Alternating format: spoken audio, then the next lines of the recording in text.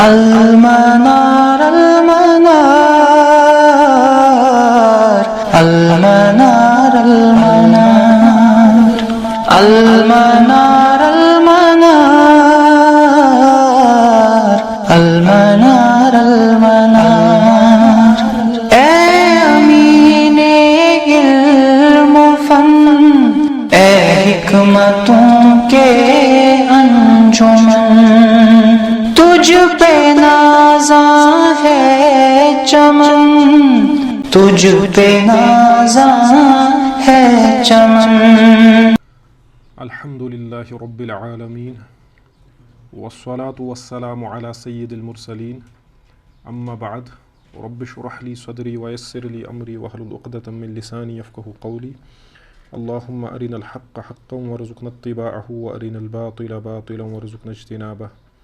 اللہم صل علی محمد وعلی آل محمد کما صلیت علی ابراہیم وعلی آل ابراہیم انک حمید مجید۔ اللہم بارک علی محمد وعلی آل محمد کما بارکت علی ابراہیم وعلی آل ابراہیم انک حمید مجید۔ پچھلی کچھ کلاسز میں ہم نے قضاء و قدر کے مسئلے پہ بات کی تھی، اور ہم نے دیکھا تھا کہ اس مسئلے میں اہل السنت والجماعہ کا موقف کیا ہے۔ تو آج کی کلاس میں ایک دوسری بحث کا آغاز ہو رہا ہے، اور وہ بحث ہے الایمان بالعرش والکرسی، عرش اور کرسی پہ ایمان۔ ٹھیک ہے، یعنی اہل السنہ والجماعہ عرش اور کرسی پہ ایمان لاتے ہیں، تو اس سلسلے میں آج ہم انشاءاللہ بات کریں گے۔ تو مصنف نے اس سلسلے میں مختصر ایک عبارت یہاں پہ لکھی ہے۔ تو امام طحاوی فرماتے ہیں رحمہ اللہ، فرماتے ہیں والعرش والکرسی حق، عرش اور کرسی حق ہے، جس طرح حوض حق ہے، شفاعت حق ہے، میثاق حق ہے، ٹھیک ہے، اسی طرح عرش بھی حق ہے اور کرسی بھی حق ہے۔ عرش کے بارے میں تو معلوم ہے کہ اللہ تبارک و تعالیٰ عرش پر مستوی ہے، قرآن میں کئی مقامات پہ اس کا ذکر ہے، 7 مقامات پہ صراحتاً ہے کہ اللہ تبارک و تعالیٰ عرش پہ مستوی ہے۔ تو عرش پہ مستوی جو اللہ ہے اس کی کیفیت ہمیں معلوم، جیسا کہ معروف قاعدہ ہے اہل السنہ والجماعہ کے نزدیک۔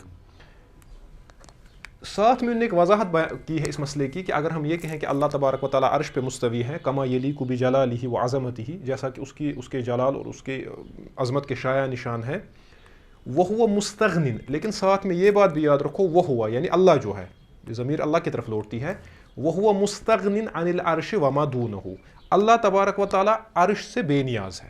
اللہ کا عرش پہ مستوی ہونا اس کا یہ مطلب نہیں ہے نعوذ باللہ کہ اللہ عرش کا محتاج ہے، ٹھیک ہے، بلکہ اللہ تبارک و تعالیٰ عرش سے مستغنی ہے، بے نیاز ہے عرش سے، وما دونہ، اور عرش کے بغیر یا عرش سے چھوٹی چھوٹی جو چیزیں ہیں اللہ اس سے بے نیاز ہے، کیونکہ عرش جو ہے یہ اللہ کی سب سے عظیم مخلوقات میں سے ہے۔ اللہ نے جن مخلوقات کو بنایا ان میں سے عرش کیا ہے؟ سب سے عظیم مخلوق۔ تو اللہ تبارک و تعالیٰ عرش سے اور جو کچھ عرش کے نیچے ہے، زمین، آسمان، انسانات وغیرہ، ہر چیز سے کیا ہے؟ بے نیاز۔ ساتھ میں فرمایا محیط بکل شیء، اللہ تبارک و تعالیٰ نے ہر کسی چیز کا، کل جو ہے یہ من الفاظ العموم ہے، عموم کے الفاظ میں سے، یعنی اللہ تبارک و تعالیٰ ہر چیز کا احاطہ کیے ہوئے ہے، محیط بکل شیء وفوقہ، اور اللہ تبارک و تعالیٰ ہر چیز کے اوپر ہے۔ اس سے اللہ تبارک و تعالیٰ کے لیے صفت علو کا اثبات ہوتا ہے، ٹھیک ہے۔ اگر یہاں پہ ہم ایسے لکھیں محیط بکل شیء وتحتہ تو یہ بہت بڑا مسئلہ ہو جائے گا۔ فوقہ، اللہ تبارک و تعالیٰ جو ہے وہ صفت فوق میں ہے، صفت علو میں ہے، ٹھیک۔ وقد اعجز، اور اس نے عاجز کیا ہے، ٹھیک ہے۔ اعجز یعجز کے معنی ہے عاجز ہونا، اعجز یعجز، اعجاز کے مطلب ہے عاجز کرنا، اسی سے ہے معجزہ، جو عاجز کرتا ہے، پیغمبر جو دکھاتا ہے معجزہ وہ کوئی اور نہیں کر پاتا۔ وقد اعجز، اللہ نے عاجز کیا ہے، عن الاحاطۃ خلقہ، مخلوقات کو اس بات سے کہ وہ اللہ تبارک و تعالیٰ کا احاطہ کر سکیں۔ اللہ نے مخلوقات کو عاجز کیا ہے، مخلوقات میں وہ صلاحیت ہی نہیں، ان میں وہ کیپیبلٹی ہی نہیں ہے کہ یہ اللہ کا احاطہ کر سکے۔ اور یہ وہ بات ہے جو اس سے پہلے بھی ہم نے دیکھی، مثلا رؤیت باری تعالیٰ کے مسئلے میں بھی ہم نے یہ چیز دیکھی، ادراک وغیرہ کا معاملہ، احاطہ وغیرہ، وہ چیز۔ تو یہ مختصر الفاظ میں عرش و کرسی کے بارے میں امام طحاوی رحمہ اللہ نے ذکر کیا ہے، اور ساتھ میں اللہ تبارک و تعالیٰ کی عظمت کو بھی بیان کیا ہے کہ کسی انسان کے ذہن میں یہ خیال فاسد، یہ خیال باطل پیدا نہ ہو کہ اللہ تبارک و تعالیٰ نعوذ باللہ عرش کے محتاج ہیں یا کسی اور مخلوق کے محتاج، تو ایسا نہیں ہے۔ تو جہاں تک عرش کا تعلق ہے، عرش کے بارے میں یاد رکھیں، مما یجب الایمان بہ، وہ چیزیں جن پہ ایمان لانا واجب ہے، ان میں سے ایک کیا ہے؟ عرش رب العالمین، اللہ تبارک و تعالیٰ کا عرش. ٹھیک ہے، اگر کوئی انسان عرش کا منکر ہوگا تو ایسا انسان کفر کا مرتکب ہے، کیونکہ یہ قرآن کا انکار کر رہا ہے. عرش کا انکار کرنے والا کافر ہے. اچھا، جس پہ ایمان لانا واجب ہے وہ کیا ہے؟ اللہ کا عرش. تمدح الرب سبحانہ وتعالی بربوبیتہ لہ واستوائہ علیہ، تو اللہ تبارک و تعالیٰ نے اپنی تعریف، تمدح کے معنی ہے خود بخود اپنی تعریف کرنا، تمدح کے معنی ہے اپنی تعریف آپ کرنا. تو اللہ تبارک و تعالیٰ نے خود اپنی تعریف کی ہے اس بات پر کہ وہ عرش کا رب ہے، عرش پہ اس کو ربوبیت حاصل ہے. اللہ عرش کا رب ہے اور اللہ تبارک و تعالیٰ عرش پہ مستوی ہے. ٹھیک ہے، تو اس سلسلے میں اللہ نے اپنی تعریف فرمائی ہے ان دونوں باتوں پہ، ایک تو استواء علی العرش کے معاملے میں اور عرش کی ربوبیت کہ وہ اللہ عرش کا رب ہے. کیونکہ میں نے کہا نا کہ یہ سب سے بڑی مخلوق اللہ کی ہے، تو اللہ اس کا بھی رب ہے. فقال تعالی، تو قرآن میں کئی جگہوں پہ یہ ذکر ہے. مثلا سورۃ طٰہٰ میں ہے الرحمن علی العرش استویٰ، رحمان جو ہے وہ عرش پہ مستوی ہوا. کیسے ہوا؟ اس کا جواب کوئی دے سکتا ہے؟ ہاں، اس کا جواب دے سکتا ہے، لیکن کون؟ اللہ، اور تو کوئی نہیں. الرحمن علی العرش استویٰ، اللہ عرش پہ مستوی ہوا. تو یہاں پہ عرش کا ذکر ہے. اسی طرح سورہ توبہ کی آیت نمبر 129 میں اللہ پاک فرماتے ہیں رب العرش العظیم، اللہ جو ہے وہ عرش کے کیا ہیں؟ رب. اور یہ عرش کیا ہے؟ عظیم، بہت بڑا، بہت عظمت والا. تو یہ عرش کی صفت کیا ہے؟ عظیم. سمجھ آئی بات؟ تو یہاں پہ اللہ تبارک و تعالیٰ نے اس کو کہا کہ میں اس کا عرش کا رب ہوں جو عظیم ہے. دوسری جگہ سورہ بروج میں فرمایا ذو العرش المجید. اب جو یہ مجید ہے، یہ جو لفظ ہے یہاں پہ ذو العرش المجید، اس کو دو طرح سے پڑھا گیا ہے. اگر آپ اس کو پڑھیں گے ذو العرش المجید، تو اس کا مطلب ہے اللہ عرش والا ہے اور اللہ مجید ہے. ٹھیک ہے، بڑائی والا، کبریائی والا، عظمت والا. اگر آپ پڑھیں گے ذو العرش المجید، تو ذو العرش کا ایک مطلب ہوگا کہ اللہ جو ہے یہ عرش والا ہے اور مجید ہے. مجید کون ہے؟ اللہ. لیکن اگر آپ اس کو کسرہ کے ساتھ پڑھیں گے ذو العرش المجید، تو یہ مجید عرش کی صفت بن جائے گی. تو اس کا ترجمہ ہوگا اللہ عرش کا مالک ہے جو مجید ہے، یعنی جو عرش مجید ہے.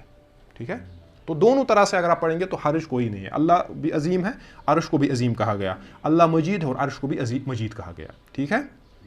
اسی طرح سورہ حاقہ کی آیت نمبر 17 میں فرمایا وَيَحْمِلُ عَرْشَ رَبِّكَ فَوْقَهُمْ يَوْمَئِذٍ ثَمَانِيَةٌ، اس روز ان کے اوپر اللہ تبارک و تعالیٰ کے عرش کو اٹھائے ہوں گے 8 کون؟ فرشتے. تو ہے نا، تو یہ عجیب منظر ہے. اس کو انسانی عقل جو ہے یہ محدود ہے، ہم اس کو کیا سمجھ پائیں گے؟ بس یہ غیب کا معاملہ، اس پہ ایمان لانا ہے. اب اگر انسان اس کھود کریز میں چلا گیا یہ فرشتے کون ہوں گے وغیرہ، تو یہ وقت کا ضیاع ہے نا. کیونکہ یہ وہ چیز ہے لا تقف ما لیس لک بہ علم، اس چیز کے پیچھے مت پڑھو جس کا علم تمہارے پاس نہیں ہے، یعنی جس کو حاصل کرنے کا تمہارے پاس کوئی ذریعہ نہیں ہے. تو یہ ہے عرش کے بارے میں جو چیزیں آئی ہے. جہاں تک اس کا تعلق ہے استواء علی العرش کا، وہ اخبر سبحانہ وتعالی عن استواءہ علی العرش فی 7 مواضع من القرآن. تو قرآن پاک میں اللہ تبارک و تعالیٰ نے 7 جگہوں پہ، عرش کا ذکر تو کئی مقامات پہ ہے، بہت سارے. ابھی بھی ہم نے کچھ آیات دیکھی، ذو العرش المجید، ٹھیک ہے، یہ عرش العظیم وغیرہ. وَيَحْمِلُ عَرْشَ رَبِّكَ فَوْقَهُمْ يَوْمَئِذٍ ثَمَانِيَةٌ.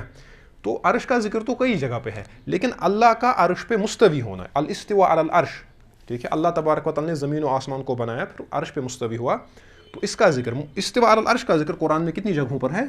7 جگہوں پر. وہ 7 جگہیں آپ کے سامنے ہیں. سورۃ الاعراف، سورۃ یونس، سورۃ الرعد، سورۃ طٰہٰ، سورۃ الفرقان، سورۃ السجدہ اور سورۃ الحدید. یہ 7 مقامات آیات کے حوالے بھی دیے ہیں، آپ گھر جائیں اور ان کو دیکھ سکتے ہیں، ان کو چیک کر سکتے ہیں اور ان کی تفسیر وغیرہ میں آپ جا سکتے ہیں. ٹھیک ہے، تو ہم نے کیا دیکھا؟ ایک عرش جو ہے یہ اللہ کی بہت بڑی مخلوق ہے. اللہ نے مطلب اپنے آپ کو اس کی اضافت اپنی طرف کی ہے عرش کی، اور عرش کی تعریف کی ہے. اور 7 مقامات پہ قرآن میں اس بات کا ذکر ہے کہ اللہ عرش پہ کیا ہے؟ مستوی.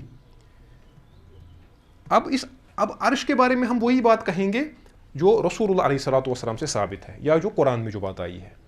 اور حدیثوں میں بھی اس میں وہی حدیثیں دیکھی جائیں گی جو صحیح حدیث سے ہو. ورنہ بہت ساری ضعیف روایات یا موضوع روایات میں عرش کے بارے میں بہت سارا آیا ہے، عرش کی بہت ساری کیفیات آئی ہیں، لیکن ان حدیثوں کی صحت کے بارے میں علماء نے کلام کیا ہے. بعض روایت میں ہے کہ یہاں عرش کے سامنے نہریں بھی ہیں، تو پھر ان نہروں کا ذکر، ان کی تفاصیل بیان کی گئی ہے. آگ کی ایک نہر ہے، نور کی ایک نہر ہے. تو ان حدیثوں کے بارے میں محدثین نے کلام کیا ہے. تو ہم مختصراً اختصار کے پیش نظر ہم یہاں پہ بعض ان چیزوں پہ بات کریں گے جن کی صحت پہ علماء نے اتفاق کیا ہے کم و بیش. تو اس سلسلے میں پہلی بات جو ہے عرش کے بارے میں وہ یہ ہے، امام بخاری رحمہ اللہ نے اس روایت کو نقل کی ہے اپنی صحیح میں کہ رسول اللہ صلی اللہ علیہ وسلم نے فرمایا ان فی الجنت 100 درجہ، جنت میں کتنے درجے ہیں؟ 100 درجے. ٹھیک ہے. اعدہ اللہ للمجاہدین فی سبیلہ، تو یہ جو سارے درجے ہیں یہ اللہ نے کن کے لیے رکھے ہیں؟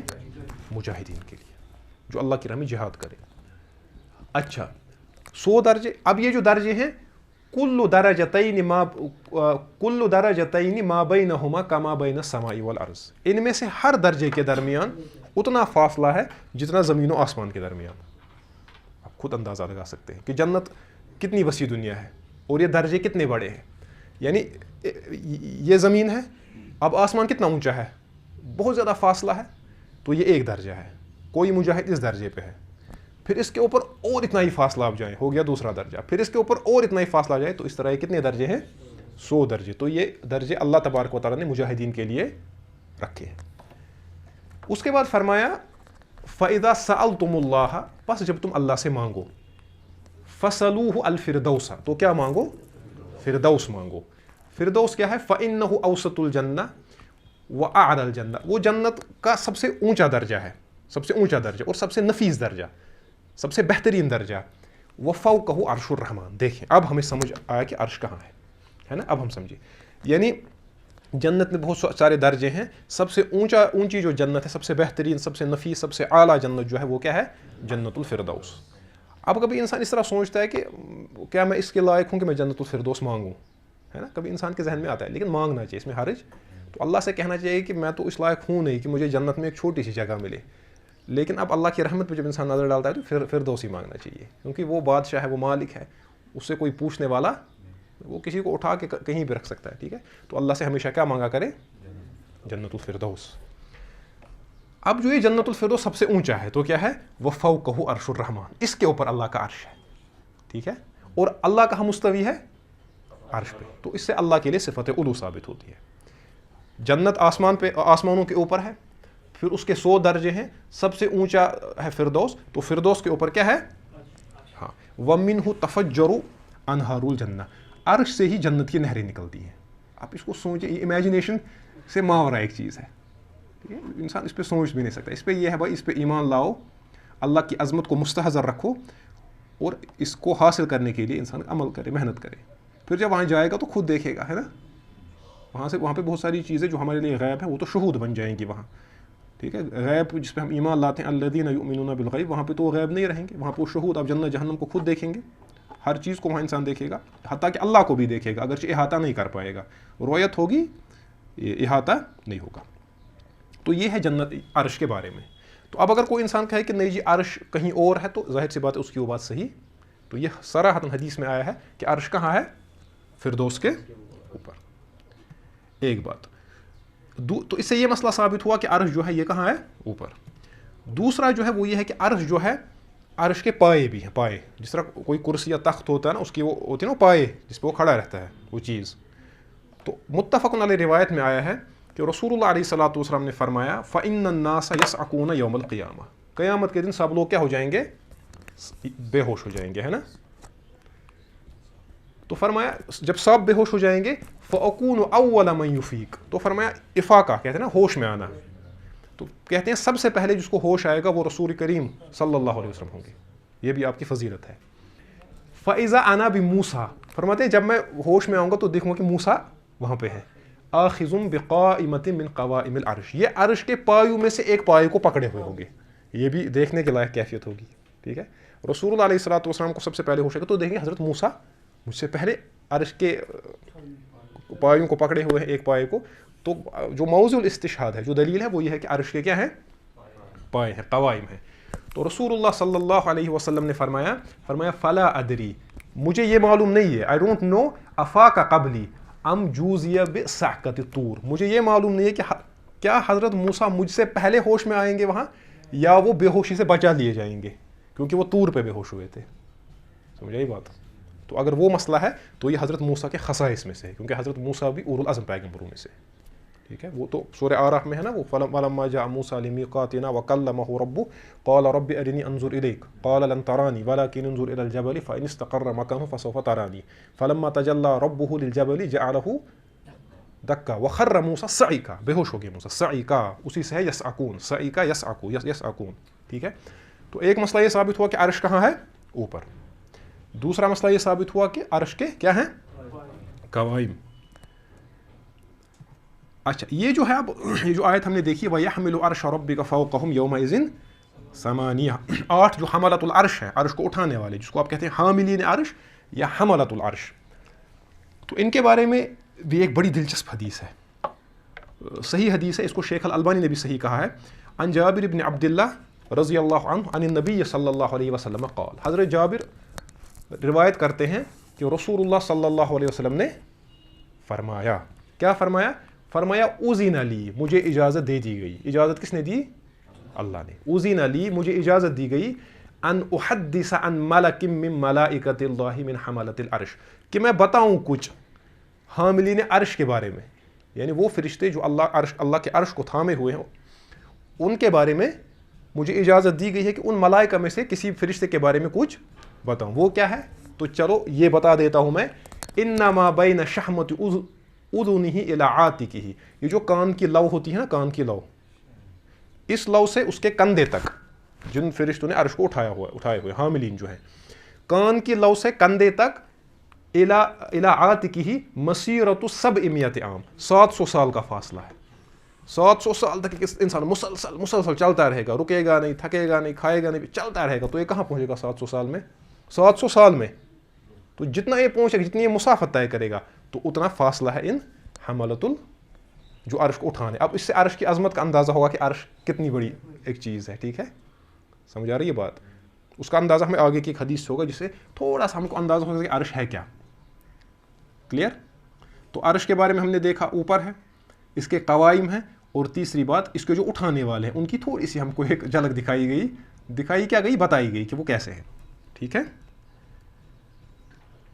اب یہ جو عرش کا جو معاملہ ہے نا، اس کے بارے میں علماء کے درمیان جب اس میں علم الکلام کی جب بحثیں آ گئی، تو اس میں بہت سی بحثیں پھر ہوئی. بہت سارے لوگوں نے کہا کہ جی عرش سے مراد یہ نہیں ہے جو یہ کہا جاتا ہے حدیثوں میں. ان نے اس کی تعویل کی. کیا کی؟ ان نے کہا عرش سے مراد ہے اللہ کی حکومت، جس کو ہم کہتے ہیں تعویل. تعویل پہ ہم نے پچھلی کلاس میں بات کی تھی. تعویل پچھلی کلاس میں کسی ایک کلاس میں نے بات کی تھی. انہوں نے کہا اس سے مراد اللہ کی بادشاہت ہے اور اللہ کا سلطان ہے. کیا ہے؟ یہ کئی علماء نے یہ بات، لیکن خصوصاً یہ وہ علماء ہیں جو علم الکلام سے جن کا شغف تھا، حضرات متکلمین، تو انہوں نے یہ بات کہی ہے. لیکن اس میں صحیح قول جو ہے، اگر آپ ان احادیث کو دیکھیں گے تو صاف ظاہر ہوتا ہے کہ اس سے مراد ایک تخت جیسا ہے، یعنی ایک نورانی ایک جسم ہے ایسا. تو اس کی یہ تعویل جو کی جاتی ہے کہ اس سے مراد ملک ہے، تو یہ تعویل بہرحال صحیح، اگرچہ کئی علماء نے یہ بات کہی ہے. ہم کو یہ نہیں چاہیے کہ ہم شدت اختیار کریں. کئی علماء نے بات کہی ہے، لیکن اس میں صحیح قول جو ہے، جس پہ جمہور اہل السنہ کے جو علماء ہیں یا جو اس میں محدثین ہیں، تو انہوں نے یہی بات کہی ہے کہ عرش سے مراد وہی ہے جس کا ہم نے ابھی دیکھا یا جو آگے آئے گا.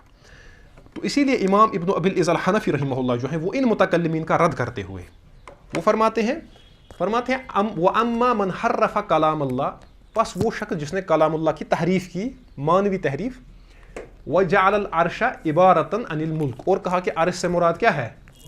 اللہ کی بادشاہت. یعنی الرحمن علی العرش استویٰ سے مراد یہ نہیں کہ اللہ عرش نامی کوئی چیز ہے اس پہ مستوی ہے، نہیں. انہوں نے کہا الرحمن علی العرش استویٰ کا مطلب ہے اللہ نے ساری چیزوں کی یہ سنبھالی بادشاہت. ٹھیک ہے، تو فرماتے ہیں امام ابن ابی العز الحنفی رحمہ اللہ، فرماتے ہیں اگر ان کی یہ بات مانی جائے کہ اس سے کیا مراد ہے؟ بادشاہت. فَكَيْفَ يَصْنَعُ بِقَوْلِهِ تَعَالَى، فرماتے تو وہ اس قول کو کیا کریں گے؟ وَيَحْمِلُ عَرْشَ رَبِّكَ فَوْقَهُمْ يَوْمَئِذٍ ثَمَانِيَةٌ، اس کا ترجمہ یہ ہوگا پھر کہ اللہ کی بادشاہت کو اس روز 8 فرشتے اٹھائے ہوں گے. یہ تو عجیب ہے، بادشاہت کو 8 فرشتے اٹھائے ہوں گے، تو یہ صحیح نہیں بنتا ہے. یا اسی طرح وَقَوْلُهُ وَكَانَ عَرْشُهُ عَلَى الْمَاءِ، یا اس کی جو بادشاہت تھی وہ پانی پہ تھی. ٹھیک ہے، تو کہتے ہیں نہیں، اس سے مراد عرش ہے. یہاں سے اس کی تعویل صحیح نہیں. ایقول، کہتے امام صاحب فرماتے ہیں کیا وہ شخص یہ کہے گا جو تعویل کرتا ہے، کیا وہ کہے گا وَيَحْمِلُ مُلْكَهُ يَوْمَئِذٍ ثَمَانِيَةٌ، اس کی بادشاہت کو 7 یہ 8 فرشتے اٹھائے ہوں گے. وَكَانَ مُلْكُهُ عَلَى الْمَاءِ، اور اس کی بادشاہت پانی پہ تھی. وَيَكُونُ مُوسَىٰ علیہ السلام، یہ تو زیادہ عجیب لگتا ہے. وَكَانَ مُوسَىٰ علیہ السلام آخذًا من قوائم الملک، اور حضرت موسیٰ جو ہوں گے وہ اللہ کی بادشاہت کے پاویوں میں سے ایک کو تھامے ہوں گے. عجیب، یہ بعید عقل بات لگتی ہے، صحیح بات. تو فرماتے ہیں هل يقول هذا عاقل يدري ما يقول، کہتے ہیں کیا کوئی عاقل انسان یہ بات کہے گا جس کو معلوم ہو کہ میں کیا کہہ رہا ہوں؟ وہ یہ بات نہیں کہے گا. اس سے مراد ملک ہے. تو حضرت موسیٰ علیہ السلام اللہ کی بادشاہت کے 8 قوائم میں سے ایک کا اس کو پکڑے ہوئے ہوں گے. تو یہ صحیح بات نہیں ہے. تو اسی بات کو شیخ الالبانی رحمہ اللہ نے بھی بیان فرمایا ہے. جو سلفی علماء ہیں ان کا تو اس میں بڑا شدید موقف ہے کہ عرش سے مراد عرش ہی ہے. تو شیخ الالبانی فرماتے ہیں اعلم، جان لو یا جان لے، ان العرش خلق عظیم جدا، فرماتے ہیں عرش جو ہے یہ بہت ہی عظیم مخلوق ہے. کما دلت علیہ الآیات القرآنیہ والاحادیث النبویہ، جیسا کہ اس پہ دلالت کرتی ہیں قرآن کی آیات اور رسول اللہ صلی اللہ علیہ وسلم کی حدیثیں. وہو لغتاً سریر الملک، ملک کہتے ہیں کس کو؟ بادشاہ کو. بادشاہ کہتے ہیں لغت میں عرش کے معنی کیا ہیں؟ سریر. اس پہ بڑی عمدہ بحث کی ہے امام الازہری جو ہے، جو بہت ہی بڑے امام ہے لغت کے. تہذیب اللغہ ان کی کتاب ہے. اس کو میں ایسے ہی ورق گردانی کر رہا تھا، اس کے دیکھ رہا تھا. نہایت عمدہ بحث انہوں نے کی ہے. اگرچہ انہوں نے اس میں عرش کے یہ ملک کے معنی بھی لیے ہیں، لیکن لغت کے اعتبار سے بڑی خوبصورت اور بڑی عمدہ بحث انہوں نے کی ہے اس پہ. عرش کے جو لغوی معنی ہے، تو عرش کے لغوی معنی کیا ہیں؟ سریر الملک، ملک، بادشاہ کا تخت. ٹھیک ہے. ومن اوصافہ فی القرآن، تو شیخ الالبانی فرماتے ہیں کہ قرآن میں جو اس کے اوصاف آئے ہیں ان میں سے ایک یہ ہے وَيَحْمِلُ عَرْشَ رَبِّكَ فَوْقَهُمْ يَوْمَئِذٍ ثَمَانِيَةٌ. یا اسی طرح قرآن میں آیا ہے وَأَنَّهُ عَلَى الْمَاءِ، سورہ ہود میں آیا ہے وَكَانَ عَرْشُهُ عَلَى الْمَاءِ، اللہ کا جو عرش ہے یہ پانی پہ تھا. وفی السنہ، اور حدیث میں آیا ہے ان احد حملات العرش ما بین شحمت اذنہ الی عاتقہ مسیرۃ 7 عام، یہ ہم نے ابھی دیکھا. وان له قوائم، اور یہ بھی ہے کہ اس کے کیا ہے؟ پائے ہیں. وانہ سقف جنت الفردوس، اور وہ جنت الفردوس کی چھت ہے. جنت الفردوس کے اوپر ہی عرش ہے. تو شیخ الالبانی ان چیزوں کو بیان کرنے کے بعد فرماتے ہیں وذالک کلہ، یہ ساری باتیں جو عرش کے بارے میں ذکر کی اس عبارت میں، مما یبطل تعاویل العرش عبارۃ عن الملک وسعۃ السلطان، فرماتے ہیں یہ ساری باتیں اس بات کا رد کرتی ہیں، اس کو باطل ٹھہراتی ہیں کہ جب ہم یہ کہیں کہ عرش جو ہے اس کا مطلب ہے بادشاہت یا حکومت کی وسعت. ٹھیک ہے. تو عرش سے مراد عرش ہے، لہٰذا اس کی تعویل کرنی صحیح نہیں ہے. اور جن لوگوں نے تعویل کی ہے، تعویل تو اس کی عموماً حضرات اشاعرہ یا ماتریدیہ کرتے ہیں، لیکن ان میں سے بھی وہ ایک قول نہیں ہے. بہت سارے لوگوں نے تعویل کی ہے. وہ کہتے ہیں اس کا مطلب ہے کہ اللہ کا جو امر ہے، استوا امر، اللہ کا حکم مستوی ہوا، نہ کہ اللہ. لیکن بہت سارے یہ بھی کہتے ہیں اس سے مراد یہ ہے کہ اللہ تبارک و تعالیٰ عرش پہ مستوی ہیں بلا کیف بلا معنی، نہ ہمیں اس کی کیفیت معلوم، نہ ہمیں اس کا معنی معلوم ہے. تو آپ دیکھ سکتے ہیں اس کی چھوٹی سی مثال. اگر آپ یہاں سے گھر جائیں تفسیر بیضاوی کو آپ کھولیں، بیضاوی میں جو پہلے ہی ہے اللہ نے آسمان و زمین بنائے ثم استوى علی العرش، تو وہاں پہ آپ دیکھیں تو انہوں نے یہ بات بیان فرمائی. یعنی اشاعرہ یا ماتریدیہ جو تعویل کے قائل ہیں، ان کے یہاں بھی اس میں ایک قول. کچھ لوگ کہتے ہیں کہ یہ ملک ہے، کچھ لوگ کہتے ہیں یہ ہے، کچھ لوگ کہتے ہیں نہیں جی یہ عرش ہی ہے، لیکن ہمیں اس کی کیفیت معلوم نہیں. تو وہی بات یہاں پہ بھی جو سلفی علماء کہتے ہیں کہ اس سے مراد عرش ہے، ہمیں اس کی کیفیت معلوم کما حقہ نہیں، اور اللہ کا اس پہ مستوی ہونا وہ تو سرے سے اس کی کیفیت ہمیں معلوم نہیں. ٹھیک ہے. اچھا، تو یہ ہے عرش کے بارے میں بنیادی باتیں. اس کے بارے میں اب باقی آپ کتابوں میں دیکھ سکتے ہیں، اس پہ مستقل بھی علماء نے کتابیں لکھی ہیں. کتاب العرش کے نام سے کتاب ہے، غالباً امام الذہبی کی بھی اس پہ کتاب ہے کتاب العرش، اور بھی کئی علماء نے کتابیں اس پہ لکھی ہیں. تو یہ مختصراً کس کے بارے میں تھا؟ عرش کے بارے میں. اب آتے ہیں کرسی کے بارے میں.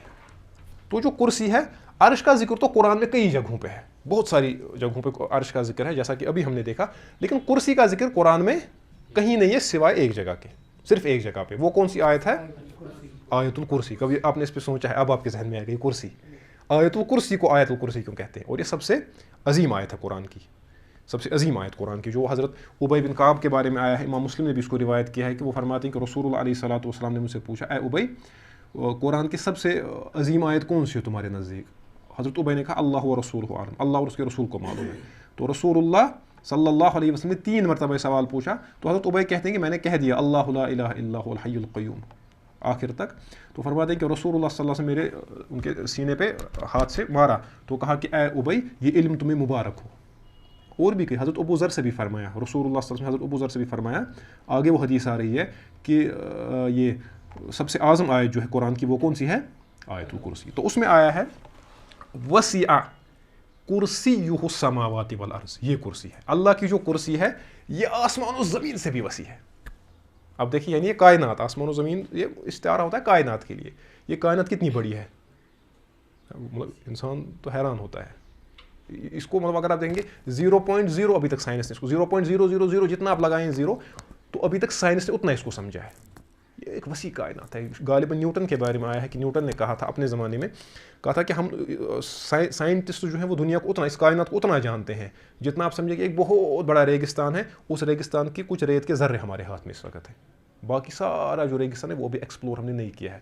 ابھی حالیہ دنوں میں وہ بلیک ہولز کا مسئلہ ہوا تھا, وہ پہلی امیج اس کی آئی, وہ 300 سال تک اس کے پیچھے رہے یہ سائنٹسٹ, 300 سال تک بلیک ہول ہے کیا. تو اب جا کے, اور اس کو وہ تصویر بھی صاف نہیں, آپ نے دیکھا ہوگا سوشل میڈیا پہ, تو وہ کچھ دکھ رہا ہے ان کو اس وقت 300 سال.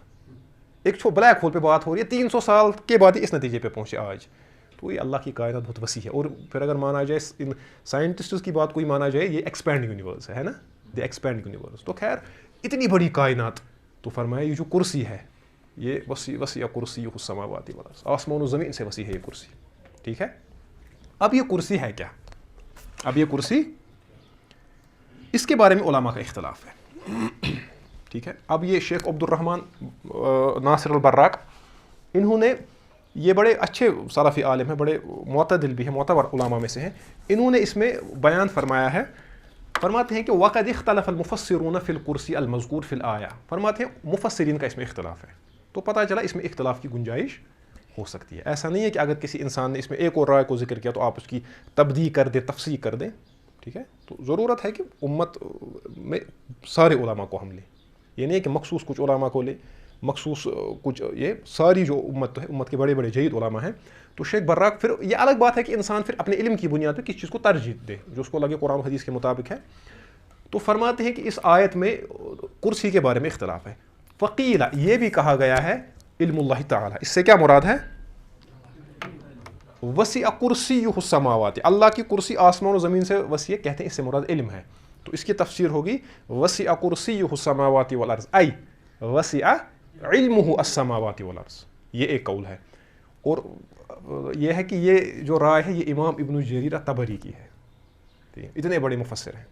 ٹھیک ہے, تو اب اگر معاصر مفسرین میں سے سپوز کوئی مفسر ہے, اب میں کسی کا نام لے لوں گا, اگر کسی مفسر نے کہا کہ بھائی اس سے مراد علم ہے, تو آپ آ جائیں گے سوشل میڈیا پہ, بھائی یہ جہمی ہے, کیا ہے, تو یہ جہمی ہے, یہ ہے, یہ معطلہ ہے. تو یہ صحیح بات, اگر وہ جہمی ہے جس نے اس کو علم کہا ہے, اگر کسی نے کہا ہوگا جدید مفسرین میں سے, تو پھر امام ابن جریر الطبری بھی کیا ہے, نعوذ باللہ, وہ بھی جہمی ہے نا. یا تو وہ جہمی نہیں, تو یہ نہیں ہے کہ کسی قول میں آپ نے ایک قول اختیار کیا تو بس آپ پہ فتویٰ لگ گیا یہ اہل التجہم والارجاء ہے. نہیں بھائی, ویسا مسئلہ. تو امام ابن جریر الطبری نے جب یہ بات کہی ہے تو اس کی تحقیق کی ہے شیخ شاکر نے, شیخ احمد شاکر. تو انہوں نے وہیں پہ اس پہ تعلیق لکھی ہے 2 صفحات کی, تو انہوں نے اختلاف کیا ہے اس سے. تو علماء کو حق ہے آپس میں اختلاف کرنے کا. تو میرا جو مقصد ہے, کہنے کا مقصد جو ہے وہ یہ ہے کہ اس میں جس میں گنجائش ہو, علماء نے اختلاف کیا ہو, اس میں شدت نہیں کرنی چاہیے. ہاں, آپ کی اپنی رائے, آپ اپنی رائے رکھیں جو آپ کو قرآن و حدیث کے مطابق, یا آپ کو لگتا ہے کہ سلف کا یہ قول ہے. لیکن اگر اس میں گنجائش ہے علماء کے اختلاف کی, اس میں آپ بھی گنجائش رکھیں. تو یہ کس نے, یہ کون کہہ رہے ہیں؟ شیخ عبد الرحمن براق. وقیل, دوسرا قول ہے ان الکرسی هو العرش, کرسی ہی عرش ہے, یعنی کرسی اور عرش ایک ہے. ٹھیک ہے, 2 قول. تیسرا قول یہ شیخ براق نے اس کو ترجیح دی ہے. وقیل, اور یہ بھی کہا گیا ہے وہو صحیح عن ابن عباس. اب اس میں یہ پازیٹیو پوائنٹ ہے کہ ابن عباس سے مروی ہے, صحیح ہے. اور یہ وہ کیا ہے؟ والمشہور من مذہب اہل سنت, اور اہل سنت کا مشہور مذہب یہ ہے, محدثین کا خصوصاً, ان الکرسی مخلوق عظیم, کرسی جو ہے یہ عرش سے الگ ہے, یہ بھی ایک عظیم مخلوق ہے. کتنی عظیم ہے؟ وسع کرسیہ السماوات والارض وہو موضع قدمی الرب سبحانہ وتعالی, اور یہ اللہ تبارک و تعالیٰ کے موضع القدمین ہے, یعنی قدم رکھنے کی جگہ ہے. ٹھیک ہے, اب جو یہ قدم ہے یہ اللہ کی صفت ہے, یہ جواریہ نہیں ہے. جس طرح ہمارے جو ہاتھ ہیں یا ہمارے جو یہ ہیں باڈی پارٹس ہیں, یہ وہ بھی نہیں ہے, کیونکہ اللہ جسم نہیں ہے. سمجھ آ رہی ہے بات آپ کو؟ تو یہ ہے کیا, اس کے بارے میں ایمان رکھنا ہے. اگر آپ اسی قول کو مانیں, یہ موضوع القدمین, اب کوئی انسان کہے گا نعوذ باللہ نعوذ باللہ, اس کو تصور میں آئے گا کہ اللہ عرش پہ بیٹھا ہے, سامنے کرسی ہے, تو اس پہ اس کے پاؤں ہے, وہ تمثیل تجسیم کی طرف جائے گا, تو یہ تو انسان کو کفر تک لے جا سکتی ہے یہ باتیں. تو یہ قول موضوع القدمین ہے. تو یہ جو قدمین ہے اس کی کیفیت ہمیں معلوم, یہ اللہ کی صفت ہے, یہ جواریہ بھی نہیں ہے. ٹھیک ہے, تو اس کے بارے میں وہذا ارجح الاقوال فی تفسیر الکرسی. تو شیخ براق فرماتے ہیں ان کے نزدیک یہ سب سے راجح قول ہے. کیا ہے؟ کیونکہ یہ کن سے مروی ہے؟ ابن عباس سے. تو یہ اس میں وہی معاملہ ہوگا جو ہم اللہ کے ید کے بارے میں کہتے ہیں, ید اللہ کے بارے میں کہتے ہیں, یا اس طرح کی جو صفات ہیں, اسی طرح جس طرح ہم اللہ کے ید کے بارے میں کہتے ہیں, یہ اس کی صفت ہے. ٹھیک ہے, یہ ہمارے ہاتھ جیسا ہاتھ نہیں ہے, نئے ویسا جوارح میں سے ایک جارحہ ہے. ہم کہتے ہیں اللہ کی صفت ہے, ویسے ہی جس طرح ہاتھ اللہ کی صفت ہے, کیفیت اس کو معلوم ہے. یہ قدم جو ہے یہ اللہ کی صفت ہے, کیفیت اس کو معلوم ہے. اور یہ ایک آسان راستہ ہے, یعنی سیف راستہ, کیونکہ جب آپ کیفیت کی نفی کرتے ہو تو سارے مسائل خود بخود حل ہو جاتے ہیں. ٹھیک ہے, تو یہ ہے جس کو شیخ براق نے ترجیح دی ہے. اگر کوئی شخص اس کو علم بھی لے تو ہم کہیں گے بھائی آپ کا قول جو ہے وہ مرجوح ہے. ٹھیک ہے, مرجوح ہے, راجح نہیں ہے, کیونکہ ابن عباس سے صحیح سند سے مروی ہے. اب اس میں مسئلہ یہ ہے کہ ابن عباس سے ایک قول یہ بھی مروی ہے کہ انہوں نے کرسی کی تعویل علم سے کی ہے. تو کرسی کے بارے میں اب ابن عباس رضی اللہ عنہ سے دو قول مروی ہیں. ایک تو ہے کہ کرسی ہے موضوع القدمین, یہ صحیح ہے, لیکن دوسرا جو ہے وہ ہے کرسی سے مراد علم ہے, وہ بھی ابن عباس سے مروی ہے, لیکن اس کی سند صحیح, اس پہ علماء نے کلام کیا ہے. اب ظاہر سی بات ہے آپ کے پاس دو چیزیں ہیں, آپ علم حدیث کی رو سے کس کو لیں گے؟ آپ صحیح کو لیں گے یا جو کمزور بات ہوگی؟ اسی لیے جو علماء ہیں انہوں نے اسی کو لیا ہے. یہ موضوع القدمین ہے, لیکن ہمیں اس کی کیفیت معلوم, اور اس کی کیفیت میں جو جائے گا, جو اس میں کھود کو ریت کرے گا, اس پہ ان تمام باتوں کا اطلاق ہوگا جو ہم نے پچھلی تحاویہ کے ان منہج کے سلسلے میں جو باتیں ہم نے دیکھی تھی. وہ گمراہ ہوگا, وہ لوگوں کو بھی گمراہ کرے گا اور خود بھی گمراہ ہو جائے گا. ٹھیک ہے, اچھا. امام ابن ابی العز الحنفی رحمہ اللہ اس سلسلے میں فرماتے ہیں کرسی کے بارے میں, فرماتے ہیں وقد قیل, فرماتے ہیں یہ بھی کہا گیا ہے هو العرش, کہ کرسی جو ہے یہ عرش ہے, جو میں نے ابھی بتایا کہ کرسی اور عرش ایک ہی ہے. والصحیح انه غیرہ, فرماتے ہیں لیکن صحیح قول کیا ہے؟ یہ عرش سے الگ ایک چیز ہے کرسی. نقل ذلك عن ابن عباس رضی اللہ عنہما وغیرہ, فرماتے ہیں یہ ابن عباس اور ان کے علاوہ بھی کچھ لوگوں سے یہ بات مروی ہے. ٹھیک ہے, کہ کیا کرسی الگ ہے اور عرش الگ ہے. روا ابن ابی شیبہ فی کتاب صفت العرش, تو دیکھیں ابن ابی شیبہ کی یہ کتاب ہے, اس کا نام کیا ہے؟ صفت العرش. عرش کیا ہے, اس پہ انہوں نے اپنی طرف سے کوئی بات نہیں کی, اس میں حدیثیں ہیں. اب کوئی ضعیف روایت بھی ہوگی, انہوں نے عرش کے بارے میں جتنی بھی حدیثیں ملی ان کو جمع کیا ہے. ٹھیک ہے, والحاکم فی مستدرکہ, امام حاکم نے اپنی مستدرک میں, المستدرک میں اس کو ذکر کیا ہے, اور امام ابن ابی شیبہ جن کی المصنف ہے, مشہور صاحب المصنف, وقال, تو امام حاکم نے اس کو روایت کرنے کے بعد اپنی کتاب میں مستدرک میں کہا ہے انہ علی شرط شیخین, یہ کن کی شرط پہ ہے؟ شیخین یعنی بخاری و مسلم.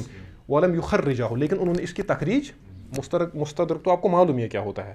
ٹھیک ہے, تو اسی لیے انہوں نے یہ شیخین کی شرط پہ ہے, انہوں نے اس کی تخریج نہیں کی ہے. ان سعید ابن جبیر, راوی کون ہے اس کے؟ سعید بن جبیر. ان ابن عباس, وہ ابن عباس سے روایت کرتے ہیں فی قولہ تعالی وسع کرسیہ السماوات والارض انہ قال, تو اس آیت کے بارے میں ابن عباس نے فرمایا الکرسی موضع القدمین, کرسی جو ہے یہ قدمین یعنی قدم رکھنے کا موضع ہے. قدم کیا ہے اس کی کیفیت ہمیں معلوم نہیں ہے. والعرش, عرش کیا ہے؟ لا یقدر قدرہ الا اللہ تعالی, اور عرش جو ہے اس کا تو کوئی اندازہ نہیں لگا سکتا اللہ کے سوا. عرش کیا ہے, کتنی عظیم مخلوق ہے. ٹھیک ہے, وقد روی مرفوعا, یہ جو بات ہے یہ یہاں سے الکرسی موضع القدمین سے لے کے یہاں تک, والعرش لا یقدر قدرہ الا اللہ تعالی. وقد روی مرفوعا, اس کو مرفوعا بھی ذکر کیا ہے, یعنی اس کو رسول اللہ صلی اللہ علیہ وسلم سے بھی ذکر کیا ہے, یعنی اس کو بطور حدیث رسول بھی اس کو ذکر کیا گیا ہے. تو امام ابن ابی العز الحنفی فرماتے ہیں والصواب انہ موقوف علی ابن عباس, صحیح قول کیا ہے؟ صحیح قول یہ ہے کہ یہ ابن عباس رضی اللہ عنہ پر موقوف ہے, مرفوع نہیں ہے. ٹھیک ہے, البتہ اس میں یہ بات ہو سکتی ہے, آپ یہ کہہ سکتے ہیں یہاں پہ, اور آپ غلط بھی نہیں کہیں گے اگر آپ ایسا کہیں گے کہ کیا یہ حکماً مرفوع ہے, تو ہم کہیں گے ہاں یہ حکماً مرفوع ہے. کیوں؟ کیونکہ یہ غیب کے بارے میں ہے نا. علم حدیث میں تو یہ معروف ہے کہ اگر صحابی کوئی ایسی بات کہے جو کہنی اجتہاد سے ممکن نہ ہو, جس کا تعلق غیب سے ہو, تو وہ خود تو نہیں کہے گا, تو حکماً وہ مرفوع ہوگی. ٹھیک ہے, تو یہ اس کو آپ دیکھیں ایسے. اب اس کے بعد شیخ عبد الغنی المیدانی فرماتے ہیں. اب دیکھیں شیخ عبد الغنی میدانی جو ہیں یہ رحمہ اللہ یہ ماتوریدی تھے. تو دیکھیں انہوں نے اس کے بارے میں کیا کہا, انہوں نے بڑی پیاری بات کہی ہے. فرماتے ہیں ہوا جسم عظیم نورانی, عرش کے یہ کرسی کیا ہے؟ ایک عظیم نورانی جسم ہے. بین یدی العرش, عرش کے سامنے, ملتصق بھی, عرش سے متصل ہے, یہ عرش کے ساتھ ہے. فرماتے ہیں لاقت علانا بحقیقتہ, تو اصل اس میں جملہ یہ ہے, یہ اس میں بڑی اہل سنت والجماع کے منہج کی پوری ترجمانی ہے. فرماتے ہیں لاقت علانا بحقیقتہ, اس کی حقیقت کے بارے میں ہم قطعی طور پہ کچھ نہیں کہہ سکتے. فنمسک عنہا, تو ہم اس کے بارے میں کیا رہیں گے؟ خاموش رہیں گے لعدم العلم بہا، کیونکہ ہمارے پاس اس کا علم نہیں ہے. تو پتہ چلا کہ یہ جو امام یہ عبد الغنی المیدانی رحمہ اللہ ہیں، یہ بھی اس بات کو مانتے ہیں کہ یہ عرش سے الگ ایک چیز ہے، یہ ایک نورانی چیز ہے، عرش سے الگ ہے، عرش کے ساتھ ہے. باقی ہم اس کے بارے میں زیادہ نہیں جانتے اور ہم اس کے بارے میں قطعی طور پہ زیادہ تفصیل میں نہیں جائیں گے. کیوں؟ کیونکہ ہمارے پاس علم نہیں ہے اس کا. ٹھیک ہے. اب یہ حدیث یہ بڑی پیاری حدیث ہے جو میں نے ابھی آپ کو بتایا ابو ذر رضی اللہ عنہ کے حوالے سے. رسول اللہ علیہ الصلوۃ والسلام نے حضرت ابو ذر سے فرمایا. اب ابھی ہم نے دیکھیں کہتے ہیں نا کہ قرآن کی سب سے اچھی تفسیر کیا ہے؟ پہلے القرآن یفسر بعضہ بعضا، اس کے بعد حدیث. اب دیکھیں کرسی کی حدیث میں کیا تفسیر آئی ہے. یہ وہ حدیث ہے جس سے اللہ کی عظمت کا مطلب انسان کو انسان کہتے ہیں وہ حیرت و استعجاب کے عالم انسان ڈوب جاتا ہے اس حدیث کو اگر آپ غور سے پڑھیں گے. رسول اللہ نے حضرت ابو ذر سے فرمایا یا ابا ذر، اے ابا ذر، تم جو پڑھتے ہو نا وسع کرسیہ السماوات والارض، ٹھیک ہے، اس کی جو کرسی ہے وہ آسمان و زمین سے وسیع ہے. کتنی وسیع ہے دیکھیں اس کا اندازہ. فرمایا مس السماوات السبع مع الکرسی الا کحلقۃ ملقاۃ بارض فرات. فرمایا 7 آسمانوں کی حیثیت کرسی کے مقابلے میں وہی ہے جیسے ایک بہت بڑے میدان میں ایک انگوٹھی پھینکی ہو. سمجھائی بات؟ تو یہ بہت بڑا میدان آپ سمجھیں، یہ کیا ہے؟ یہ کرسی ہے اور وہ کیا ہے؟ یہ جو ساری کائنات ہے، جو آسمان زمین، یہ کیا ہے؟ انگوٹھی. یہ کائنات بھی میں نے کہا نا کتنی بڑی کائنات ہے، یعنی ہمارے تصور سے ماورا. لیکن اس سارے کو اگر اللہ کی کرسی میں رکھا جائے تو ایسا محسوس ہوگا ایک بہت ہی بڑے میدان میں ایک انگوٹھی رکھی گئی ہے. یہ ہے کرسی. اس کے بعد فرمایا اب عرش کیا ہوگا؟ وَفَضْلُ الْعَرْشِ عَلَى الْكُرْسِيِّ كَفَضْلِ الْفَلَاةِ عَلَى الْحَلْقَةِ. اب اس کرسی کو اگر ہم عرش کے مقابلے میں دیکھیں، آپ سمجھے، مثال کے لیے ابھی پوری کائنات کو رکھا کرسی میں تو یہ لگا ایک بڑے میدان میں کیا ہے؟ انگوٹھی. اب اسی کرسی کو اٹھا کے رکھے عرش میں تو یہ لگے گا بڑے میدان میں انگوٹھی ہے. اب عرش کتنا بڑا ہوگا اس کا اندازہ. تو جو عرش کا جو مالک ہے تو اس کی عظمت کے بارے میں کیا کہا جا سکتا ہے؟ اس کے تو صرف گن گائے جا سکتے ہیں. صرف یہ کہا جا سکتا ہے کہ لا احصی ثناء علیک انت کما اثنیت علی نفسک. اے اللہ میں تیری ثنا تو بیان ہی نہیں، رسول اللہ علیہ الصلوۃ والسلام بیان کر رہے ہیں. لا احصی ثناء علیک، میں تیری ثنا بیان نہیں کر سکتا. انت کما اثنیت علی نفسک، تو ویسا ہی ہے جیسا تو نے خود کہا. سبحانک ما شکرناک حق شکرک، سبحانک ما عبدناک حق عبادت. اسی لیے ہے نا جو ہمارے بڑے علماء تھے، جو عارفین تھے، جو سالکین تھے، وہ اللہ کی عظمت کے سامنے ان کی حالت غیر ہوتی تھی. وہ ہمیشہ مبہوت رہتے تھے، سہمے یہ اللہ ہے. تو ہمارے لیے تو بڑا مسئلہ تو ہمارے لیے بھی بڑا، لیکن ہم اسے بڑا نہیں سمجھتے.